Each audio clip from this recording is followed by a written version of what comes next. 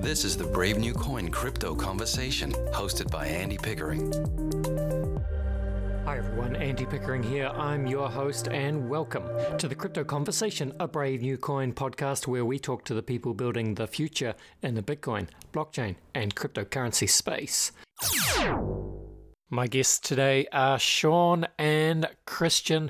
They are founders of the Crypto Coral Tribe, a creative hub and NFT project leveraging art and technology and, of course, the blockchain to protect the natural world. This is quite interesting. Hey, welcome, Christian and Shawn. Hello, Andy. Thank you for having us on, and thank you for that beautiful introduction. Yeah, it's a pleasure, guys. Look, to begin with, I think, we can kind of work out a little bit of what is going on from that introduction, I think. But yeah, I'm excited to learn more. But of course, we should do what we always do, which is just learn just a little bit about your good selves. So maybe if we'll start with you, Shawn, you can go first. Just introduce yourself. Just want to hear a little bit about who you are and your background and how you ended up at the Crypto Coral Tribe. Lovely, Andy. Thank you for that. So yeah, as you mentioned, my name's Shawn, and I'm the content creator here at the Crypto Coral Tribe. It's a funny story. You say, how we all got started.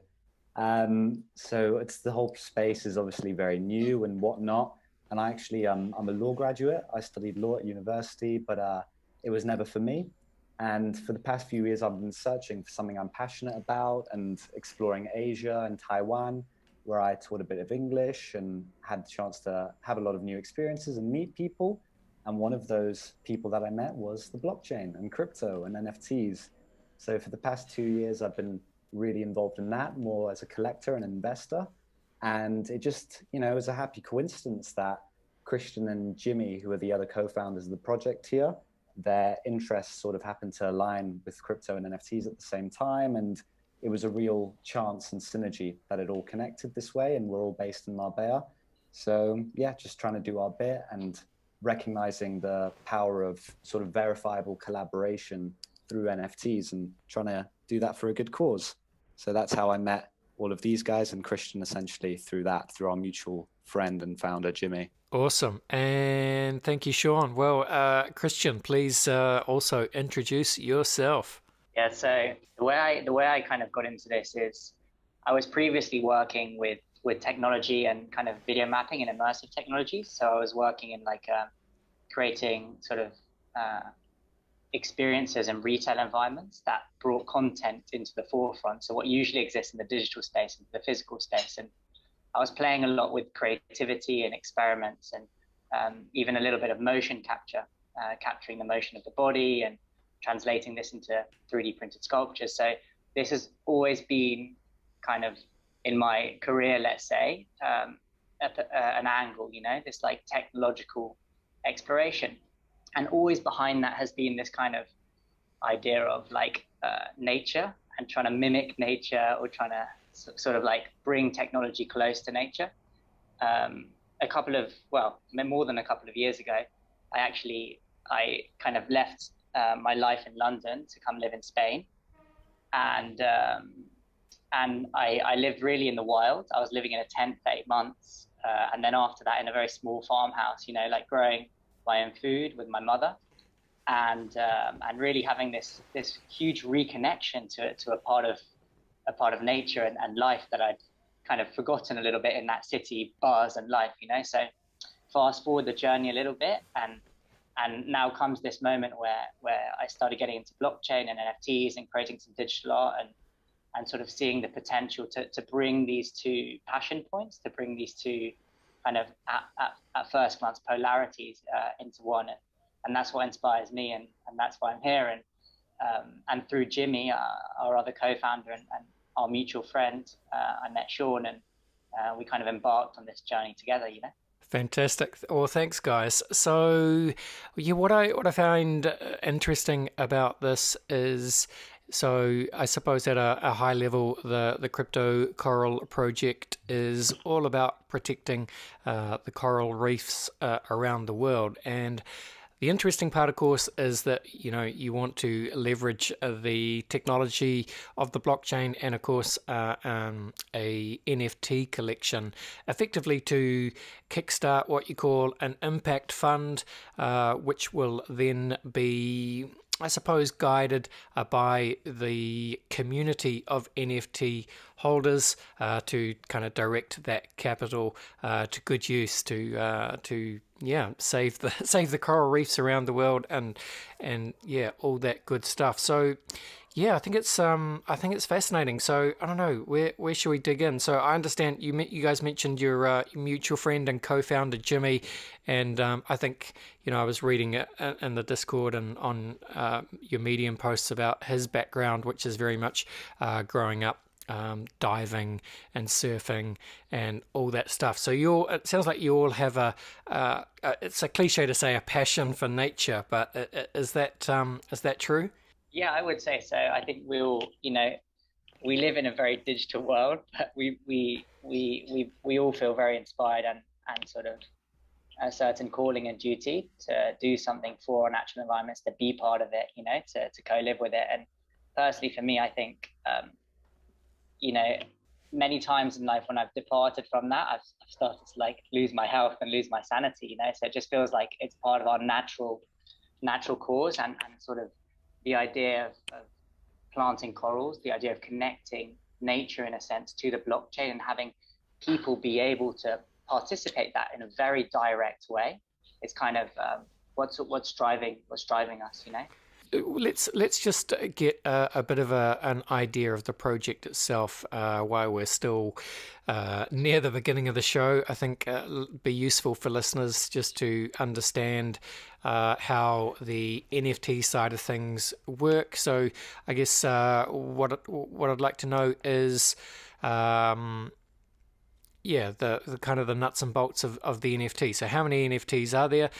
When is the mint date? What is the cost of each NFT?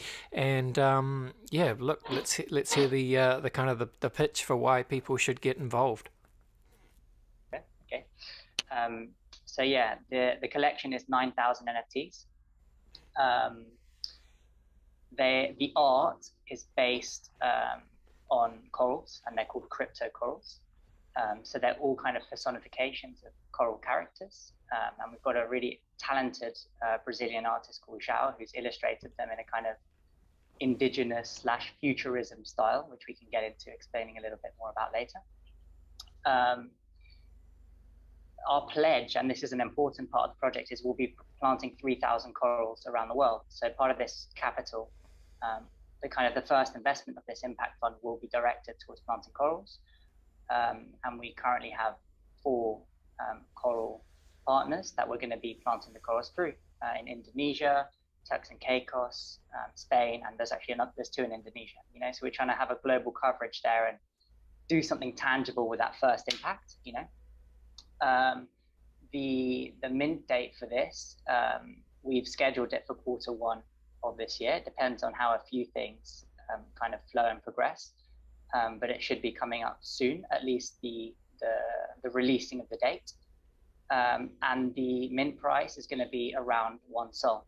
Again, it depends on market fluctuations. We're also quite tied to fiat currencies in a sense, because although we'll be paying all our coral partners and coral farmers in Solana, there's a certain price for that labor and doing that, and that's measured in US dollars or euros or whatever, So in order to have that stability in a sense, we're still quite flexible with the price to be around that 1 sol mark.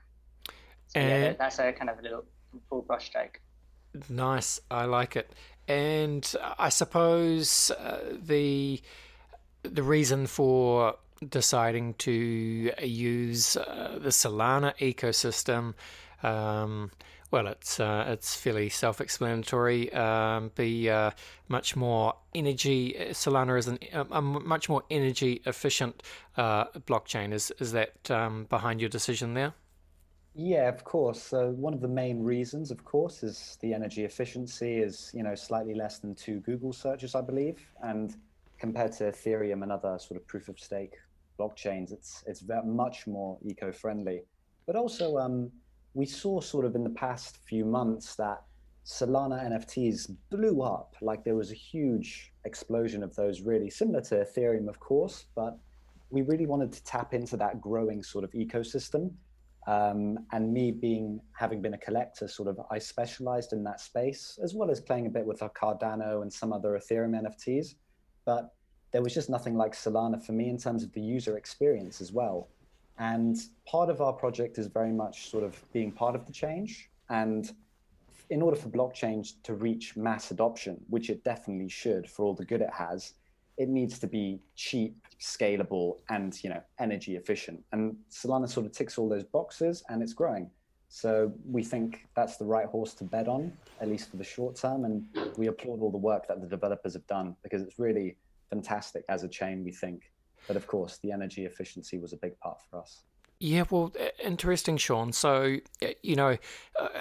obviously in 2021, Solana did very well from, I suppose, obviously a token appreciation point of view, and increasing use of the blockchain, and part of that is the growth of an NFT ecosystem on Solana. I mean, myself, I'm much less familiar with what is happening in the Solana NFT ecosystem, and I'm sure you guys would feel this as well. It's incredibly hard to keep up with what is happening across the NFT space, even just on one kind of little tiny niche of the ecosystem, let alone all the different projects across all the different chains. But interested, Shawn, just in how you would characterize the difference, if there are any, in the sort of the NFT culture, if you like, on Solana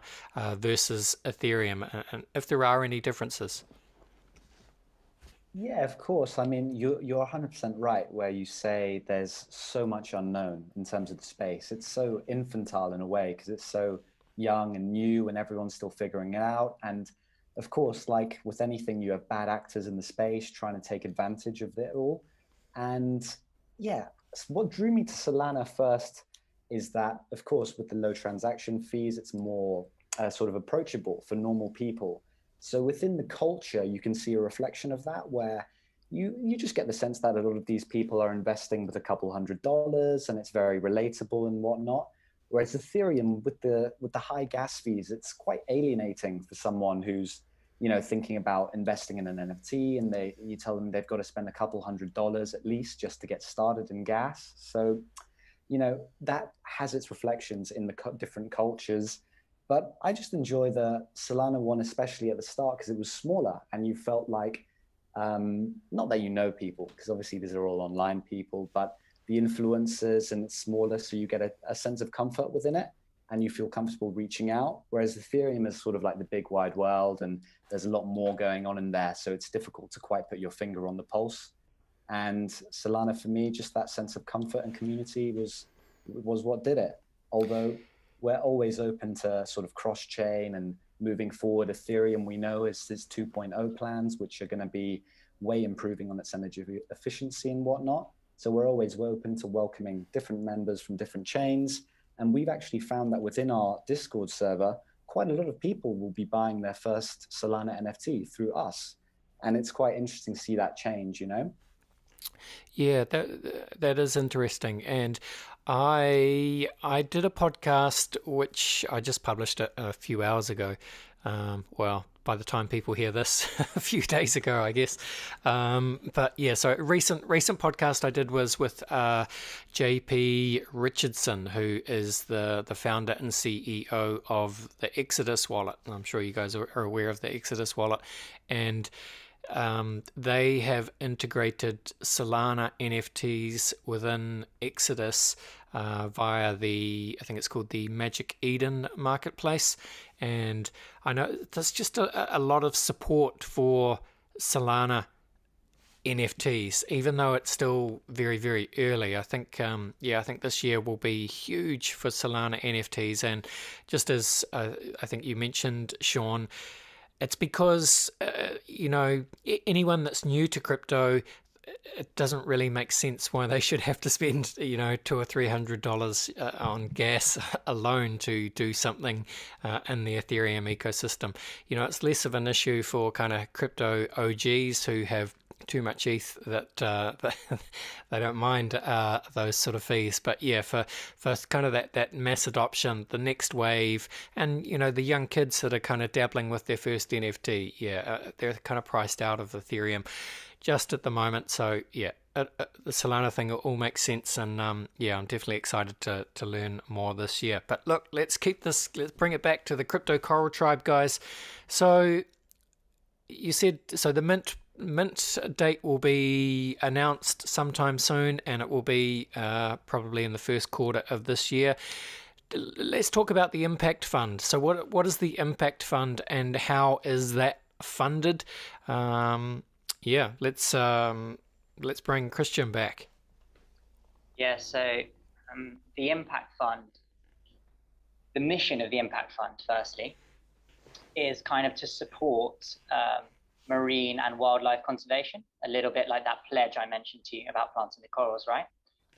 But to kind of approach this, not just from a purely like, okay, let's plant corals, let's like get down on the field and do that kind of work, but also from a creative point of view, So the Impact Fund will invest not only in projects that support and help re-engineer our environment into some kind of global balance, but also artists who communicate about the environment. We're actually speaking right now with an Australian artist called Andy Thomas, who does beautiful visualizations of bird sounds. And we're speaking about him about doing some ocean themes, to present to the Impact Fund. So we kind of want to approach it from a on-field perspective and a kind of creative perspective as well. And the last kind of point on that trident is also an entrepreneurial perspective. So it's not just a fund that just gives donations to charity. This is for our project, the long term is important. We want to somehow, on some of the initiatives we fund, have a return on investment. So it can be something that's self-sustaining. We're investing in truly innovative technologies that bring commercial value back in as well. So that's kind of the overall intention of the Impact Fund. Where the money comes from is from partly the launch of the NFT. So 50% of all proceeds from the sales of the NFTs will go into that fund, and 50% of secondary sale commissions, which will be set at 7.5%, will also be kind of coming back into that fund. So we're trying to create like a kind of self-sustaining, doing good model. And importantly, and this is the sort of the last aspect of it, which is important to communicate, is incentivize people to participate in this change. So it's not just about this fund that donates and does these kind acts to our environment. We want to sort of gamify the experience, make a beautiful dashboard where people can enter and see the different proposals that are being made for the fund, and importantly, be rewarded for voting. So I'll jump a little bit ahead, but owners of the NFT will basically be able to vote and direct where those funds go. So in that sense, it's going to be community-led. They'll also be able to propose projects to that fund.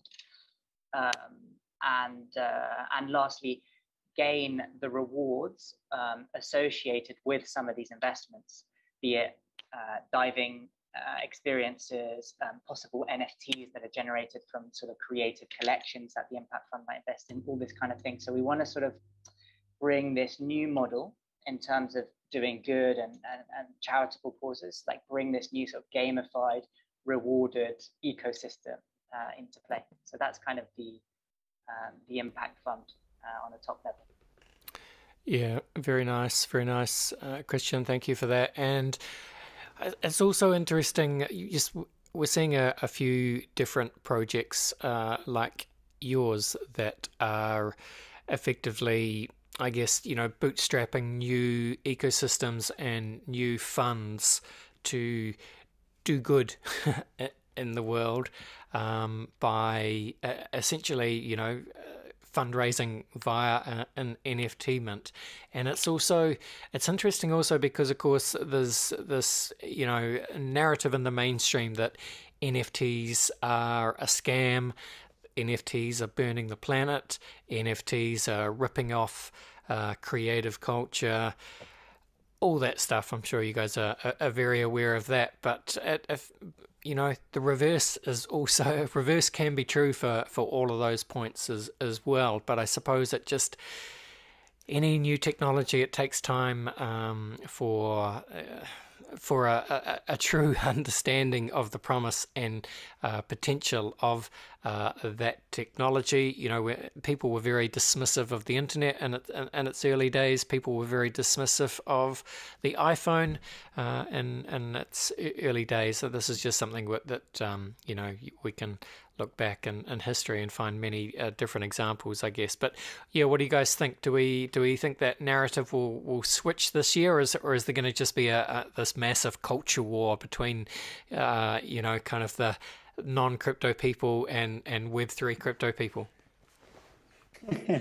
Well, everything's a culture war these days, isn't it? I mean, everything is political in some way or another, and unfortunately, the same is about the blockchain narrative, right? And the crypto narrative in general. It's so polarized, and there are some people who, yeah, like you say, it's the end of the environment, is this blockchain stuff. But it's all about changing that now. And we really want to be part of that. And it's about projects like ours. And we know there are other similar guys doing things similarly positively for wildlife and other initiatives. And it's about working us all together to try and educate and change that narrative, because it's little things like Ethereum, we can admit, right? Ethereum and Bitcoin aren't great for the environment, and we should not be afraid to call that out, but also praise initiatives like ETH 2.0 and Solana and all these other chains which are more eco-friendly. Now, the problem is when people think of crypto, they just think of one homogenous thing and Bitcoin, whatever. So this is part of that shift, right, is paying attention to coins like Solana and Tezos and Cardano, who are all more energy efficient, but also are developing a nice culture. And there are nice movements and DAOs and organizations like ours, which are going to do good things off of the Black blockchain. And it's not only that, it's just that blockchain in and of itself as a technological application and the potential of it has so much room to grow and help people. And where really, I'd say what's been missing in the big boom of crypto and NFTs over the past few years is that sort of intersection between positive social change with blockchain. And through our project, we're meeting so many different groups who are doing different things, such as working with traditional charities and getting them to accept blockchain. And then there's the other end, which is us, which is sort of uprooting the traditional charity model and replacing it more with a sustainable community-led investing. So we're part of a small part of it, but the space is still so new and growing that just being a small part of it at the start can make a big difference. And people like you, Andy, are a big help in that. So thank you for having us on, and all the other great people and projects you have on too. Yeah, that was just something I wanted to add to that, actually. Of course. I think like it's not only about like what the projects are doing in the space as well. Like Shawn said, I think the key is in the technology, right? And I think a lot of people outside of crypto, and still every day I'm sort of refining this viewpoint, is the idea of decentralization. And it's quite hard to wrap our heads around it because we've never really lived in such a decentralized culture before. Since the inception of like culture and civilization 10,000 years ago in the Middle East and Fertile Crescent, we've lived under kingdoms and kings and governmental structures where the power has been centralized and decisions have been made from a hierarchical point of view in towards society. And I think that has led us into many disastrous situations today, you know, because people forget what's happening at the bottom of the pyramid, you know, and our actions start snowballing into dimensions that we're not even aware of, you know.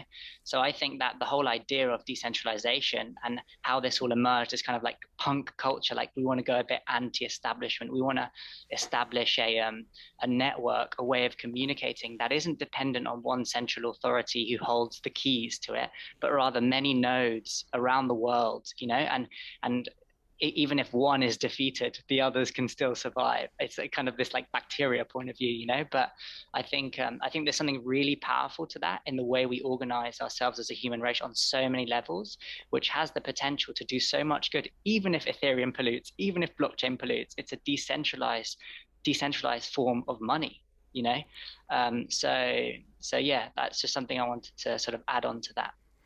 Yeah, I enjoyed that, Christian. Thank you for that. And it makes me think. So you did mention in there the kind of the punk ethos, and so two things come to mind. Firstly, the solar punk movement. It's sort of the kind of the art and ethos of what you're doing, and Solana itself. It's all very solar punk, right? So, and if anyone doesn't know what solar punk means, you guys might be more au fait with solarpunk than I am, but essentially, while the cyberpunk vision of the future is, is kind of dystopian and kind of dark, grimy, neolit technology. Solarpunk is very much the reverse of that. So very much kind of utopian, a utopian bright future where we can kind of harness technology for clean energy and all that good stuff. And I think that's I kind of get the vibe, a little bit of the vibe from that.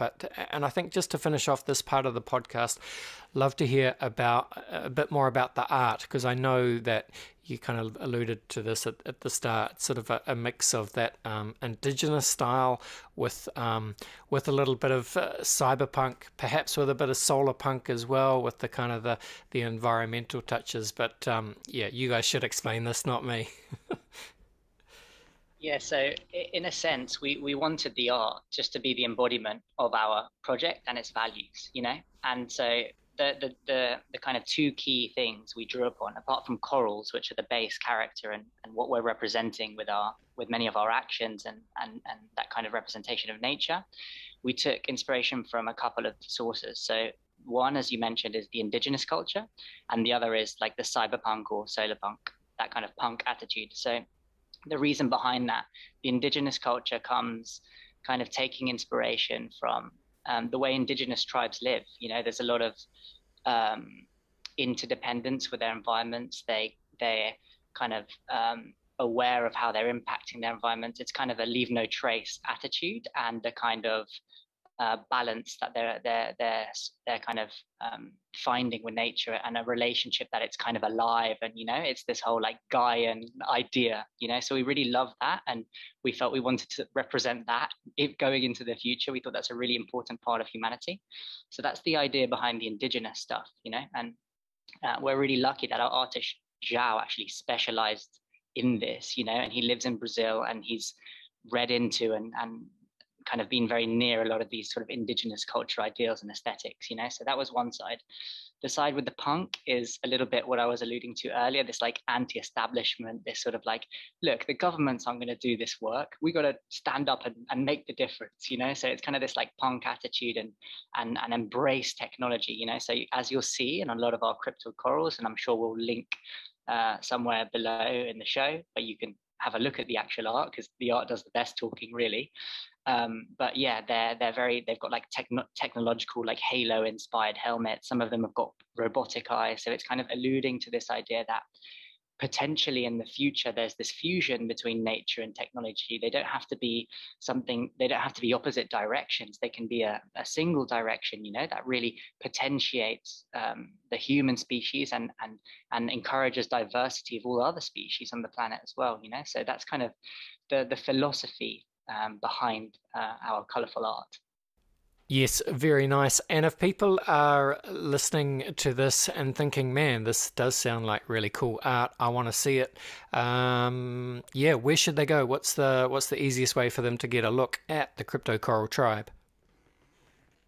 So they can just come to our Discord, really. Our Twitter, firstly, Coral Tribe NFT. We're constantly like sharing about our art and posting things, but if you really want to get a deep look into it, I recommend coming to the Discord, coming into our art leaks, and there you'll get the real like nuts and bolts, and we share a little bit of the creative process. We've also written an article, a Medium article specifically about our art, which we published yesterday, so you'll be able to find that as well on our Medium page.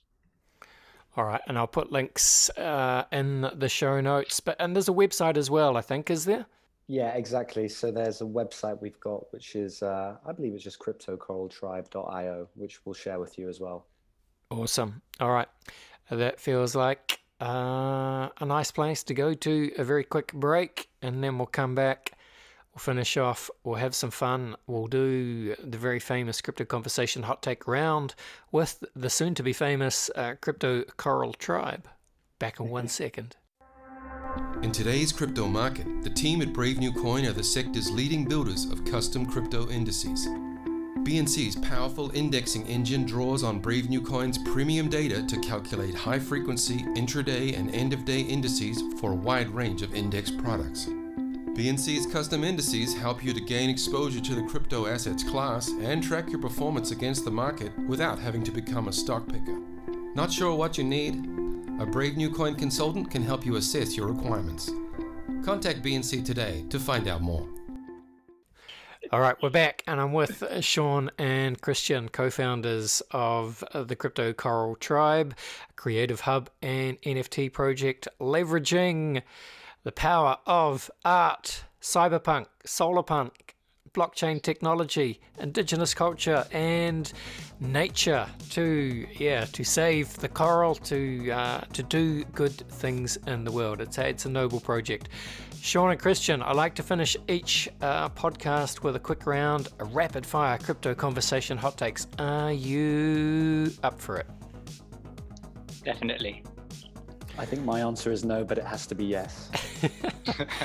That is right. It's always a bit of fun when we've got two guests on the show. So I reckon, guys, we'll just take it in turns. So just hot take answers, quick snappy answers. You know how we roll. Let's go with you first, Shawn. Where would you say that you sit on the Bitcoin maximalist to multi-chain opportunist spectrum? Multi-chain opportunist spectrum, way over to that end. I mean, I don't own much Bitcoin at all. I'm just all or nothing. It's got to be high risk, high reward for me. Fair enough. Okay. Christian, what would you say is your firmest conviction, crypto opinion? Blockchain will defeat the ones who watch over us. Nice. I love the kind of esoteric nature of that. Can be interpreted many different ways. All right.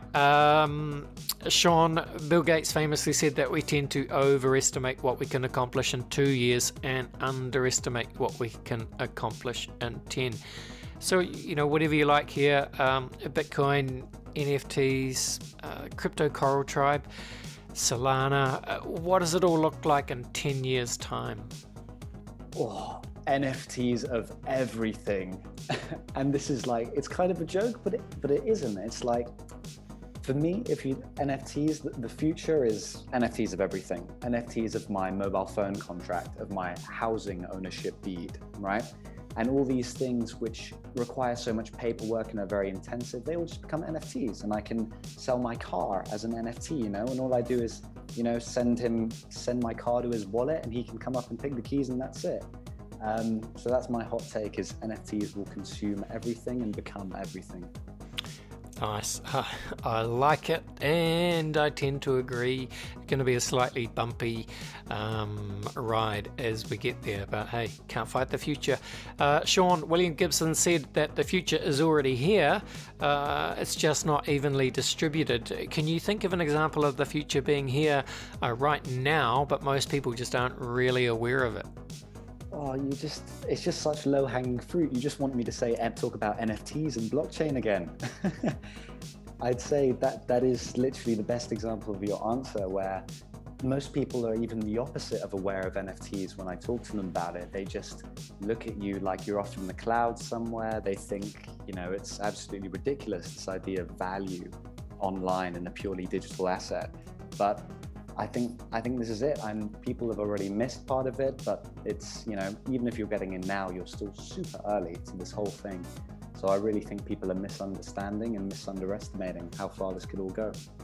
Could not agree more. All right, it's time to zoom out. Christian, let's get a bit weird for a second. Let's get esoteric. I think you're the man for the job here. What do you see as the long-term future for the human race? Do you see dystopia or utopia? Okay, so I've thought about this a lot actually, and I think there's a couple of paths which are interesting to entertain. The first of which, you see all these like Elon Musk's and Jeff Bezos is investing in space flight, you know. So one idea is that the future of the human race is an intergalactic one, and our planet, our sun, even has a limited time frame on it, you know. So perhaps we need to sort of do a spaceship Noah's Ark style thing, you know, and head off and try and habit and preserve this 2 billion years of evolution that's occurred here in some other context. Another one is that we rapidly increase our awareness and technological know-how to somehow reverse engineer a lot of the issues we're facing that are unsustainable to live for in the next 50, 100 years, you know, and our human planet becomes a much wilder place with lots more land devoted, or not devoted, should I say, to like human structures and human civilization, and we sort of become a more sort of diverse planet of species and ecological balance. I love it. I love it. I think, yeah, both paths, very, very possible, very, very possible. And it's just, yeah, all this plays out over, well, hundreds, if not thousands, if not millions of years. So, yeah, we're really just, what's, you know, kind of a weird form of consciousness in a rotting meat sack on a pale blue dot of a planet. Yeah, it's just that Carl Sagan quote, you know the one. Anyway, let's finish this off, guys, and we'll get both of you here. But Shawn, you can go first. What is your favorite science fiction book, film, show, or universe?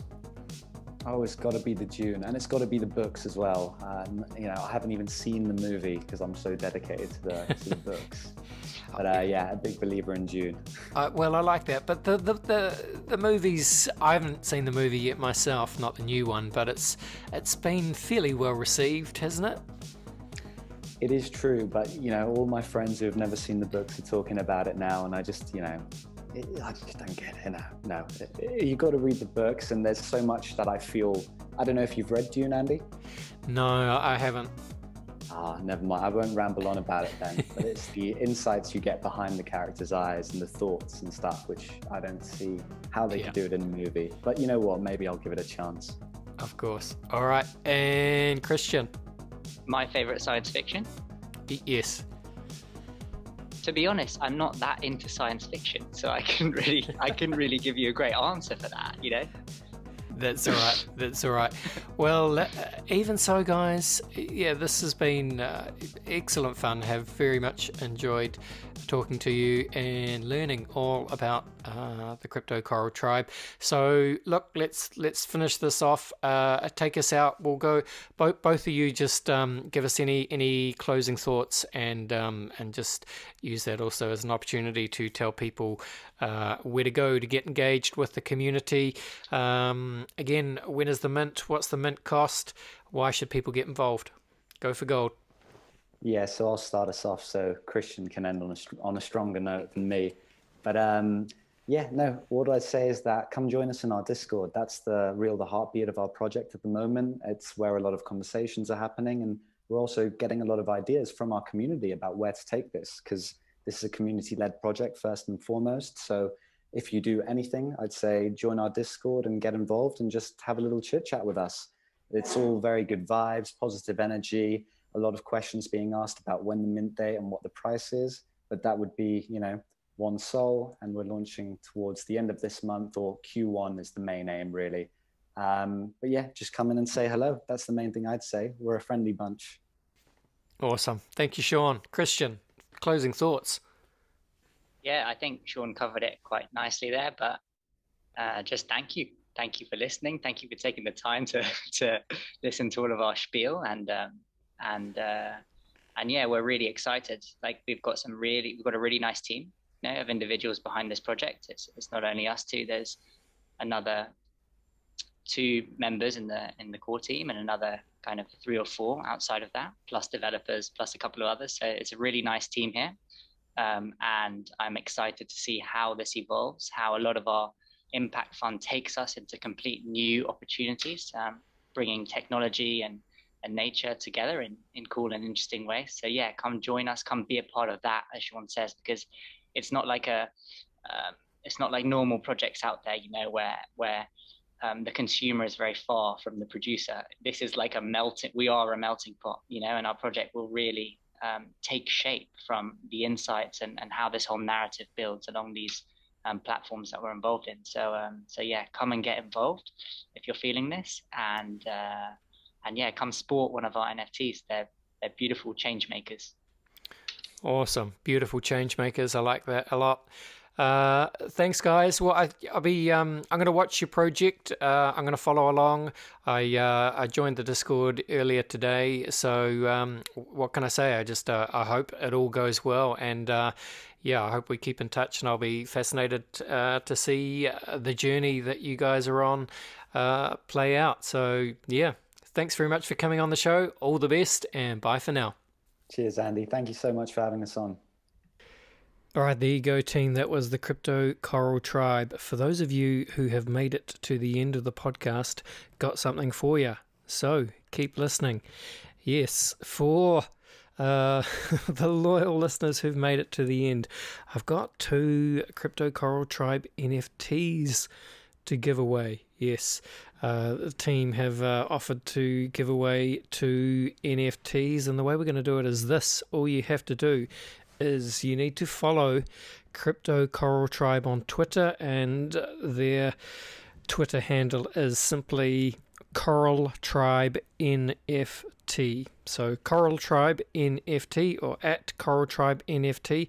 So you got to follow them, and I think you have to follow me as well. So I am simply Andy at Andy Pickering NZ at Twitter. So once you've followed the Crypto Coral Tribe and myself, send me a DM on Twitter and just say, yo, it's me. I have followed the Crypto Coral Tribe and you, Andy. I want to go into the draw. And chances are you've got a very good chance, because I don't know how many people are still listening at the end. I don't know how many people that are still listening at the end here are Twitter users. I think it's going to be an extremely small sample size. So if you are listening to this, pretty good chances of winning a Crypto Coral Tribe NFT. So that's all you have to do. Hope you enjoyed the show today. Yeah, thanks very much, team. We'll leave it there. This was the Crypto Conversation for Brave a New Coin. See ya.